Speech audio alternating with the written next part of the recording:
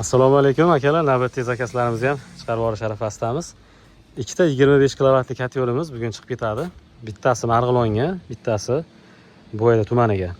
Ikkalasi ham o'ng tarafda bo'lgan garilkasi Zember brendida. O'sha yangi oxirgi chiqqan kotyorlarimizdan. Effekti yuqori, ekonomik darajasi yaxshi kotyor. Bular tagi qismida kuldoni ham bo'ladi. Keyin kul tortadiganlari ham ikkitadan. Oldi tarafiga kaltasi, orqa tarafiga uzuni. Bu yog'iga vertikalidagi teplameni uzun bo'lganligi uchun uzun kul tortadigan ketadi.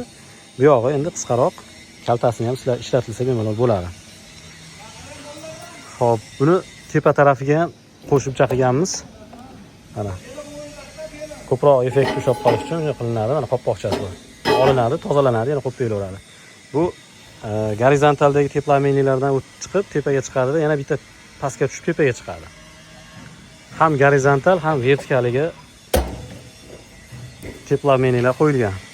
Deboxotlar orqa tarafda 114 lik truba tushadi. Mana ochib, tozalab tushirib olsa bo'laveradi bemalol. Ichi ham, tashi ham 4 lik materialdan, 4 lik listdan bo'lgan. Ustiga ashibkalari 1.18 miniva taqganmiz. Sifati, behijolat sifati. Bu ham xuddi shunaqa bir xil. Kecha bu mijozlarimiz kelishgan edi, Marg'ilondan kelishdi ustalari bilan, keyin Bo'ydadan ikkalalari ham o'zlarining tanish ustalar bilan kelishdi, ko'rishdi. Juda ham ma'qul bo'lganligi uchun 20 kilovat olamiz deb turgan holatlarida mana shu 25 kilovatliga to'xtalishdi. Buni narxi $1350. Ko'mir ekonomlik darajasida o'zini pulini bemalol qoplab beradi. O'zini pulini oqlab beradi. Xo'p, miyalarimiz Zember o'zimiz miyamizdan regrovka bo'ladi. Bunkerimizga 130, bu kichkinasi bu 100 kilo atrofi, 90 kilo atrofida oladi. Xo'p, garilka двойной reduktor.